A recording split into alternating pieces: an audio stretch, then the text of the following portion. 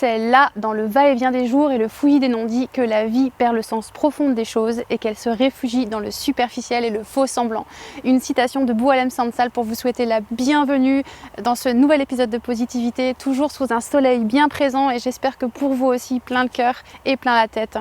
Installez-vous bien confortablement, prenez un bon café et quelques petits gâteaux. Aujourd'hui, je vous parle de relationnel, des non-dits, tout ce que vous ne dites pas et qui peut polluer votre quotidien. J'espère que cet épisode vous donnera quelques clés, quelques astuces pour améliorer peut-être certaines relations et en tout cas vous inspirer pour le reste de la journée.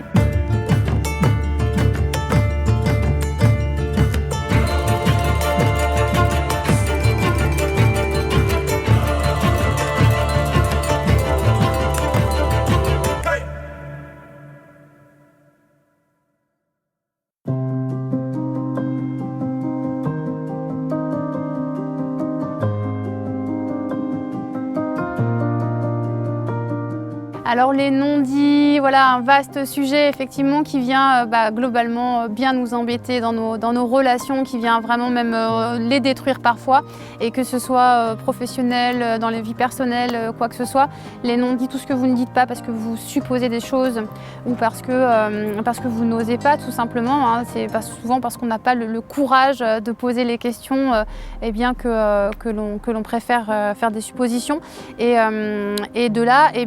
ça vient juste laisser comme ça planer, on va dire, des idées ou des choses négatives qui ne sont pas forcément ni justifiées ni réelles et qui viennent tout simplement entacher, détruire vos relations. Et parfois même, que ce soit dans des situations, j'allais dire, négatives, vous imaginez le pire, ou des situations à l'inverse où vous éprouvez par exemple des sentiments très forts et positifs pour quelqu'un, mais que vous n'osez pas simplement les partager et que vous restez là avec ça vraiment en suspens comme ça pour vous et l'autre ne peut pas deviner en fait ce que vous avez dans la tête. Et c'est bien ça aussi le problème, c'est que souvent on imagine que l'autre, peu importe la personne, sait ce qu'on a dans la tête, à quoi on pense et du coup de là on fait une déduction et attend des choses et comme on n'est pas dans la tête de l'autre et qu'on ne peut pas imaginer ce que l'autre attend ou a besoin, et bien comme ça on laisse planer, on va dire, des doutes et des choses et on crée de la frustration. Et on crée de la frustration, des déceptions et parfois tout simplement il y a des choses qui s'arrêtent, des aventures qui s'arrêtent, qu'elles soient encore une fois positives ou négatives et c'est fort dommage. Un livre que je vous partage comme ça, que vous avez peut-être déjà lu mais qui m'a personnellement qui a changé ma vie et ma vision des choses sur le relationnel qu'on peut avoir comme ça, ce sont les 4 accords Toltec de Don Miguel Ruiz et si vous ne les connaissez pas, je vous les partage volontiers aujourd'hui. Quoi qu'il arrive, que ta parole soit impeccable, ne pas en faire une affaire personnelle, ne jamais faire de suppositions et faites toujours de votre mieux. En fait, c'est assez révolutionnaire comme ça, pas révolutionnaire mais dans le sens où à partir du moment où effectivement on est dans cette logique, on n'est pas forcément le centre du monde pour les autres et que tout n'est pas forcément de notre faute ou de notre fait. Quand vous avez par exemple tout simplement vous êtes dans une voiture par exemple avec un autre conducteur et qui vous envoie de l'agressivité, hein, vous vous reconnaissez peut-être là-dedans parce que ça arrive quand même assez fréquemment, c'est pas forcément parce que vous avez fait une mauvaise attitude ou que vous êtes forcément la raison de sa colère, ça lui appartient, c'est son monde à lui, c'est lui qui est comme ça, il est énervé parce qu'il a sa vie aussi et par contre à ce moment-là effectivement il vous renvoie on va dire une impression en tout cas une agressivité qui peut vous mettre vous dans un état émotionnel, on va dire aussi de stress, de peur, d'angoisse, enfin peu importe, qui provoque chez vous une émotion et donc une réaction en chaîne. Alors que si vous vous dites simplement qu'effectivement c'est pas, ça vous appartient pas, que c'est lui qui est en colère et que vous n'avez pas besoin d'appartenir à ça et de prendre sur vous effectivement cette énergie négative,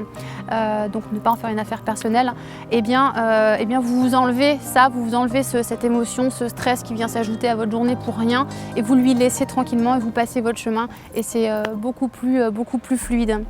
De même, ne pas faire de suppositions. Je ne sais pas si vous vous posez comme ça dans votre journée, ou vous essayerez même peut-être aujourd'hui, 90% du temps, voire plus peut-être, si vous êtes un peu cérébral, mais on fait que des suppositions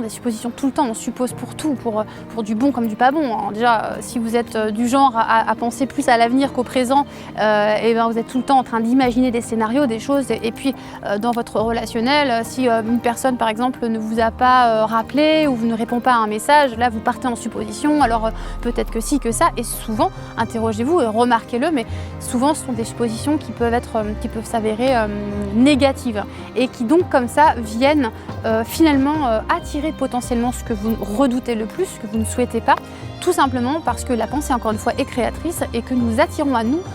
ce à quoi nous concentrons nos pensées au quotidien. Donc, supposer quelque chose qui n'a pas lieu d'être parce que vous n'êtes pas dans la projection et vous n'êtes pas dans la vie de la personne de l'autre côté qui ou ne vous a pas répondu ou n'a pas répondu à votre besoin ou vous a, qui a une attitude en tout cas qui ne répond pas à votre attente à un instant T. Et à ce moment-là, eh bien, vous êtes